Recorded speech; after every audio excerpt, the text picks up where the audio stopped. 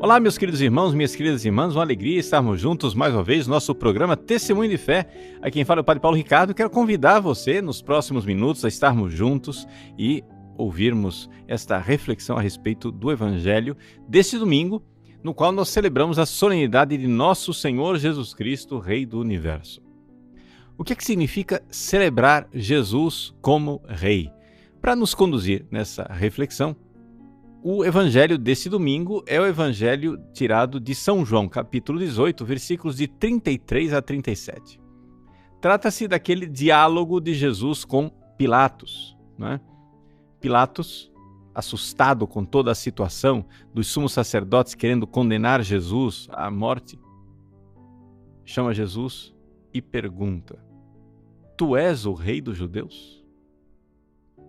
Jesus então responde a pergunta com uma outra pergunta. Se ele está dizendo isso por si mesmo ou só porque outros disseram. Pilatos tenta tirar o corpo fora e diz: Eu não sou judeu. Foi o teu povo que te entregou a mim. E então, querendo que Jesus faça uma confissão dos seus crimes, ele diz: Que fizeste? Jesus então responde: O meu reino não é deste mundo. Se o meu reino fosse desse mundo, os meus guardas lutariam para que eu não fosse entregue aos judeus, mas o meu reino não é daqui. Pilatos, como bom instrutor do processo, ele vê nisso uma confissão. Ele diz: então você é rei. Jesus então afirma: Tu o dizes. Ou seja, como quem diz, é isto mesmo. Eu sou rei.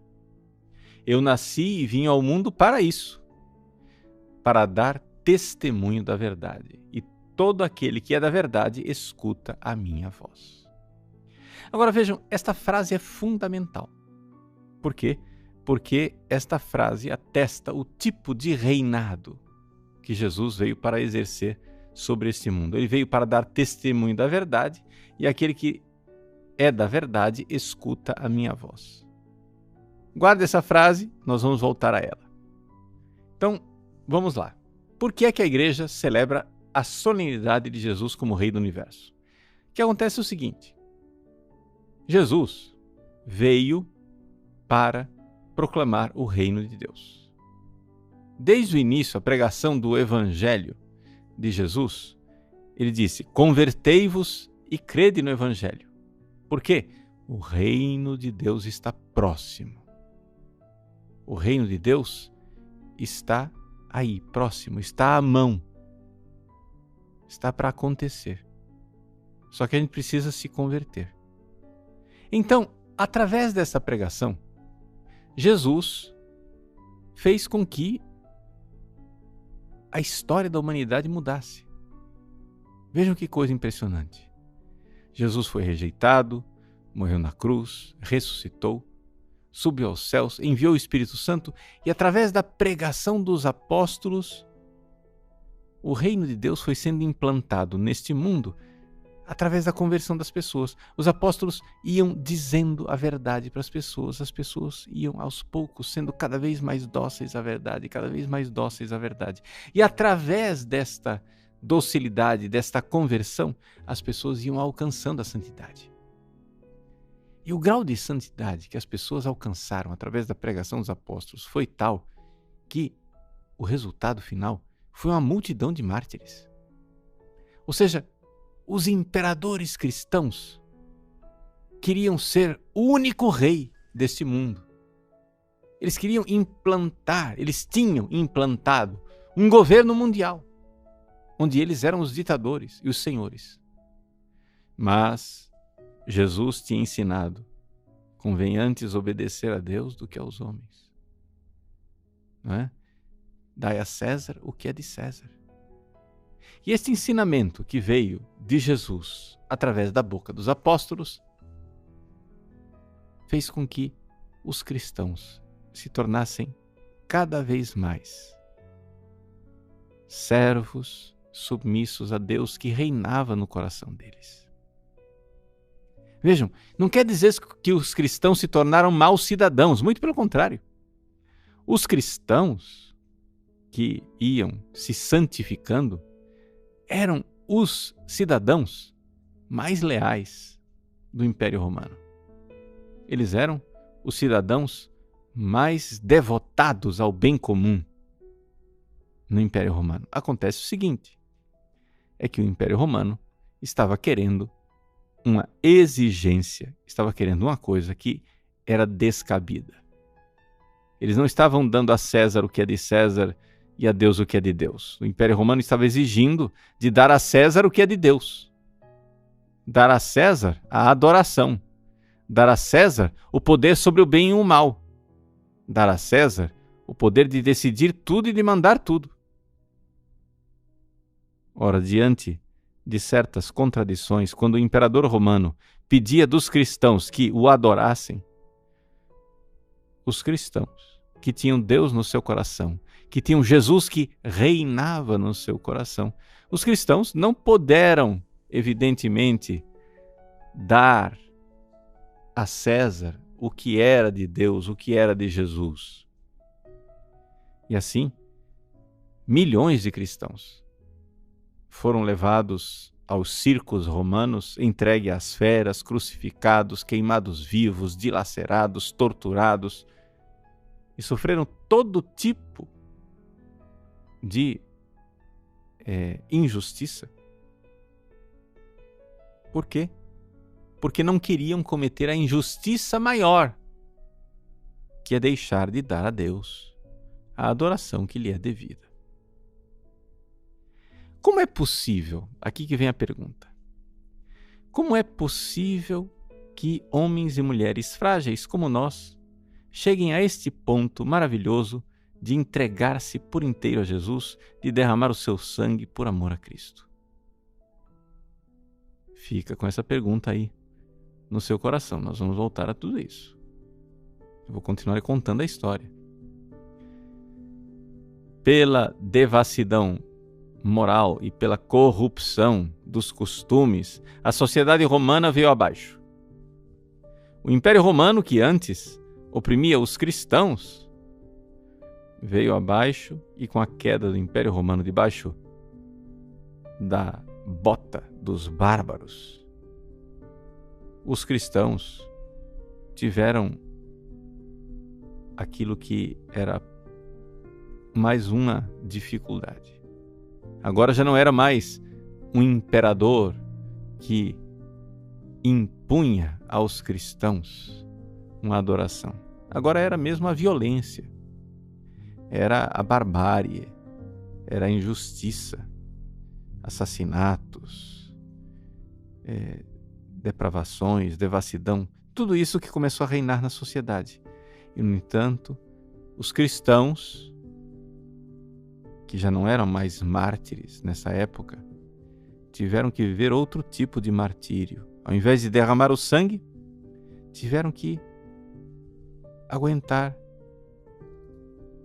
um novo governo, que era um governo simplesmente de homens violentos, bárbaros, mas na mansidão e na humildade de coração, os cristãos foram conquistando. E conquistando o espaço, e conquistando os corações. Como que os corações foram sendo conquistados? É aquela última frase do Evangelho que Jesus falou, e eu disse que você precisava prestar atenção nela. Jesus nasceu para ser rei, mas como? Dando testemunho da verdade. Jesus reina num coração quando a pessoa que é da verdade escuta a voz de Jesus. Então os cristãos foram cada vez mais se convertendo e convertendo os outros, convertendo os bárbaros. Foram trabalhos de séculos. E durante esses vários séculos, em que o tempo ia passando, os bárbaros iam cada vez mais mudando seus costumes, iam cada vez mais aceitando a lei do Evangelho, ouvindo cada vez mais a palavra que vinha de Deus. Até que então, de repente, surpreendentemente, no final da Idade Média, todas as cabeças coroadas da Europa tinham Jesus como rei. Quantos santos e santas se tornaram reis e rainhas? Vejam que transformação extraordinária da sociedade. De repente, Jesus era rei da Europa. Por quê?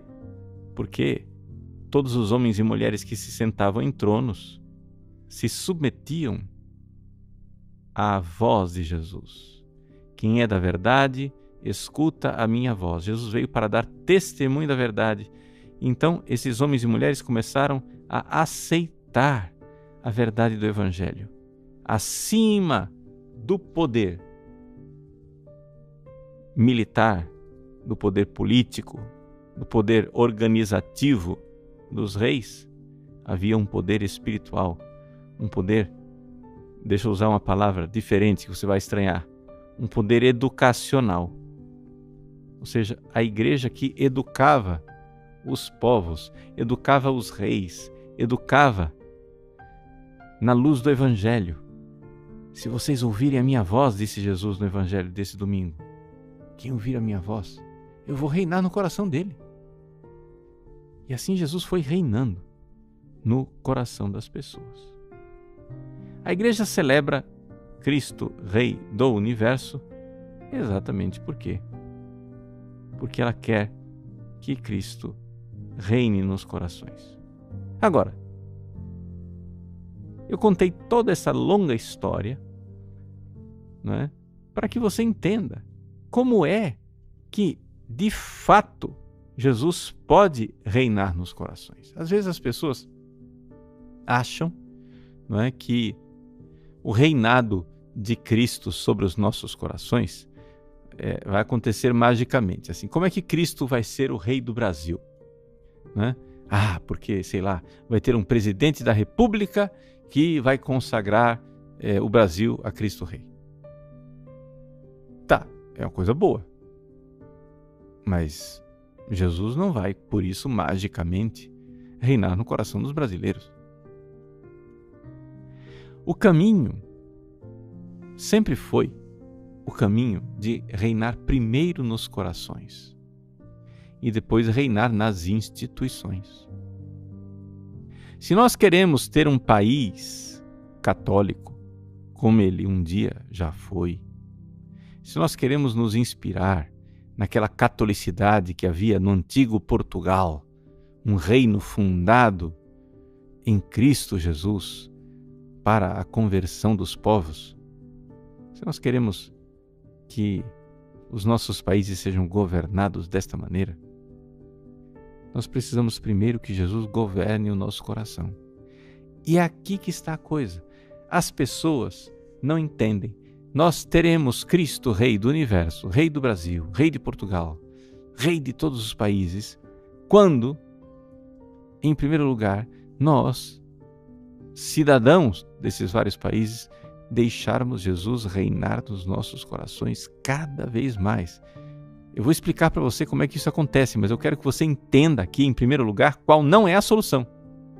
A solução não é, magicamente, converter um rei e, de repente, magicamente, o país inteiro está convertido. Não. Jesus precisa reinar nos corações de cada um. Nós precisamos conquistar as pessoas um por um.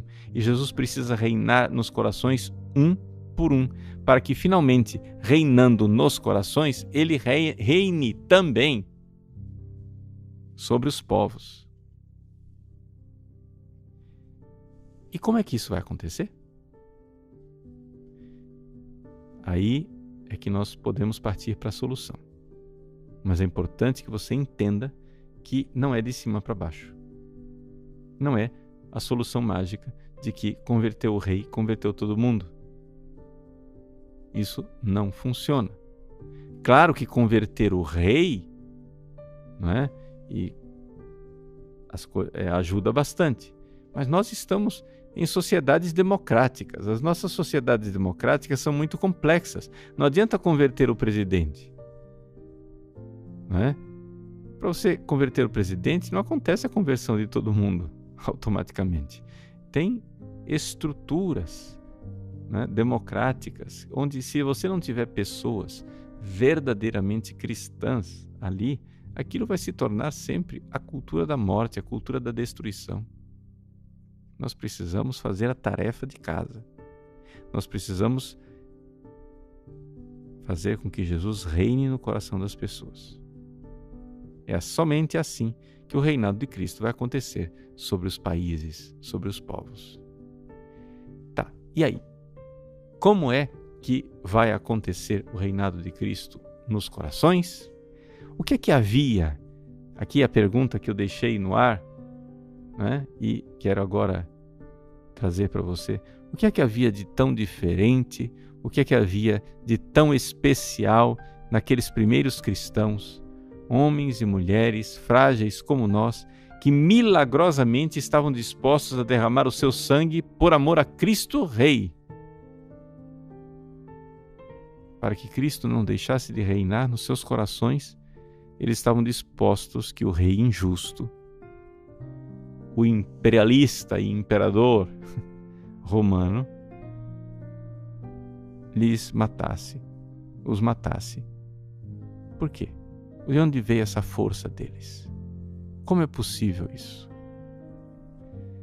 Santa Teresa d'Ávila, uma grande santa e doutora da Igreja, que viveu no século XVI, ela, um dia, vendo a miséria do que estava acontecendo na Europa, onde aquela unidade da Europa medieval estava totalmente destruída com a revolta de Lutero, vendo a miséria que estava acontecendo nas Américas e na Ásia, com a descoberta de tantos povos que não conheciam o Evangelho e que não tinham ainda se convertido para poderem serem salvos, vendo tudo isso, ela quis, com a sua santidade, contribuir para remediar tantos males.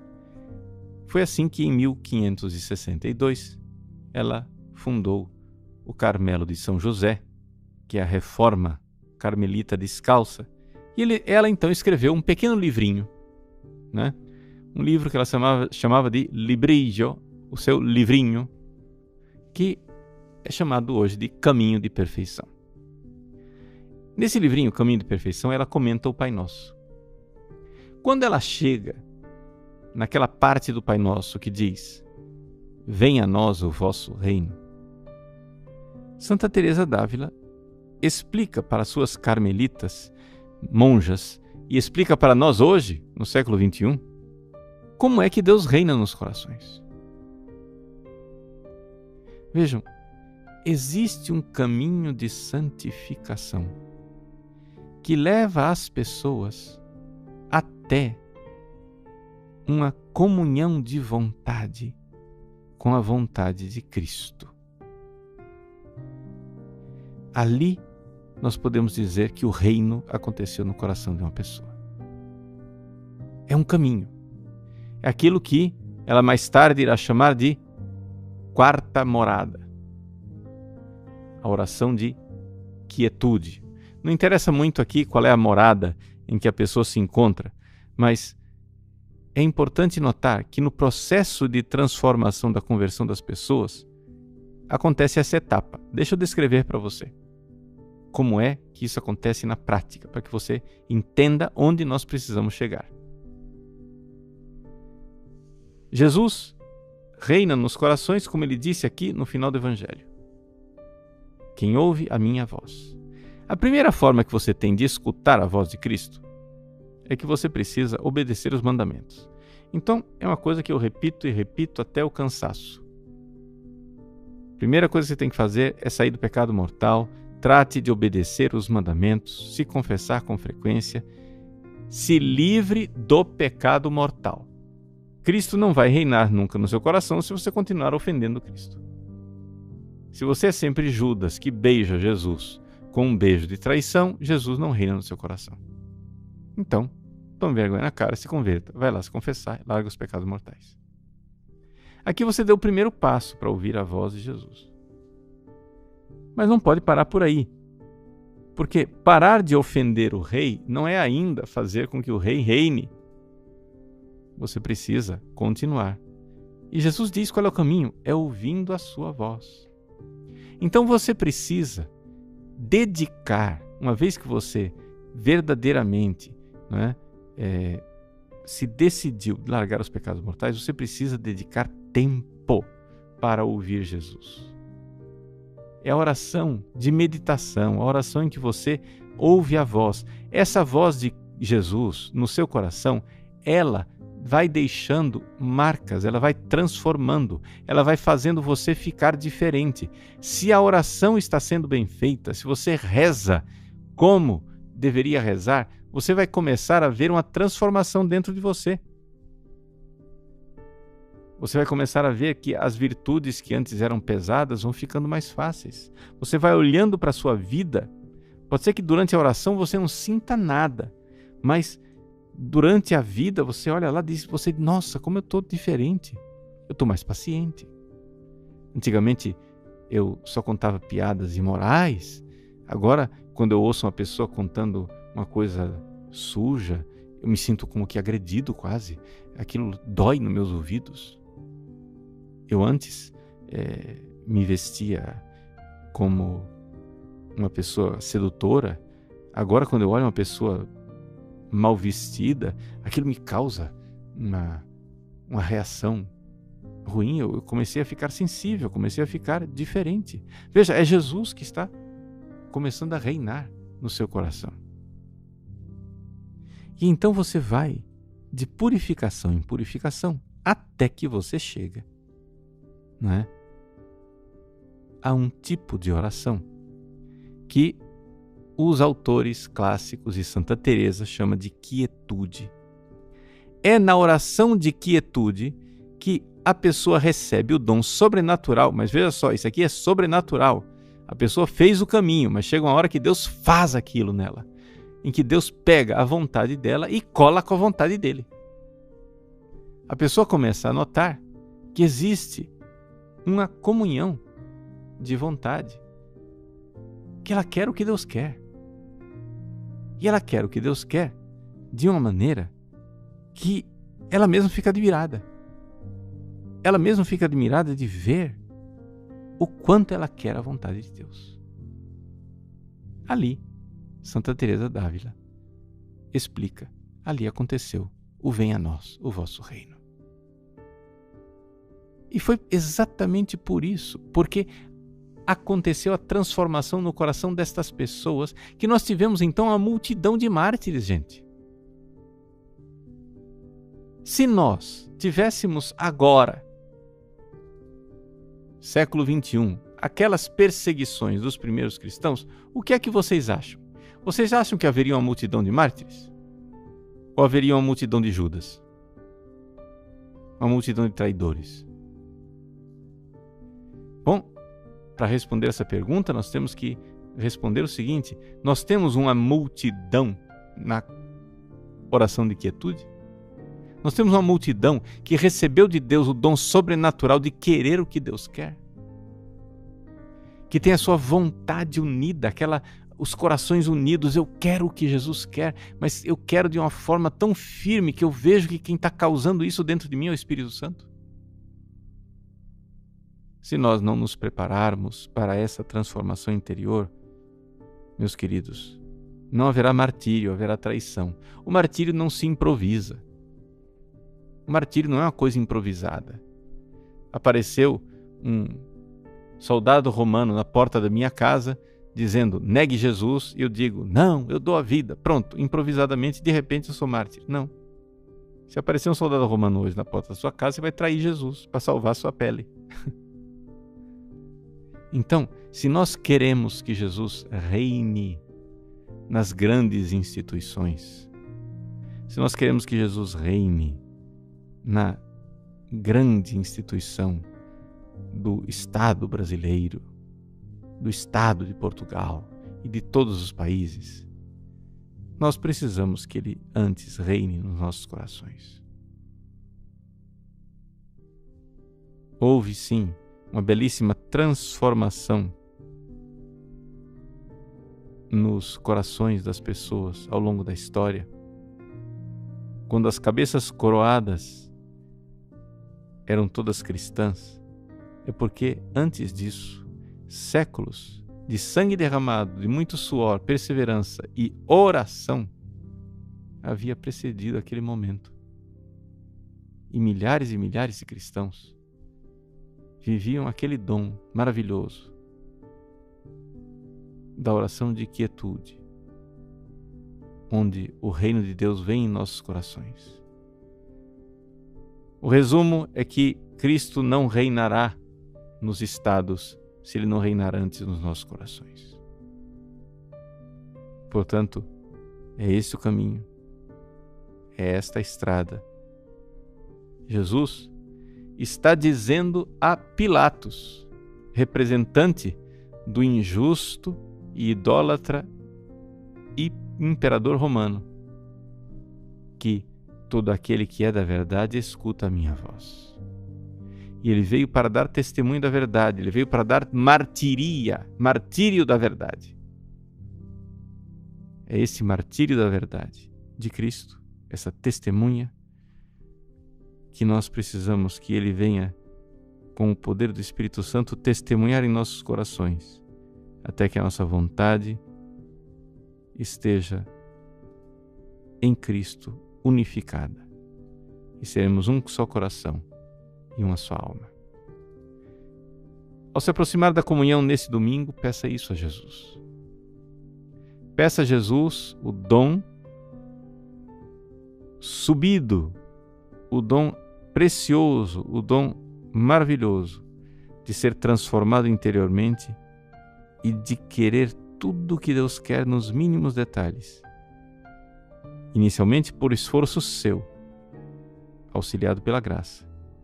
E mais tarde, naquele milagre maravilhoso da oração de quietude, em que, sobrenaturalmente, você vai querer tanto e tão profundamente o que Cristo quer, que você poderá dizer: eu vivo, mas não eu.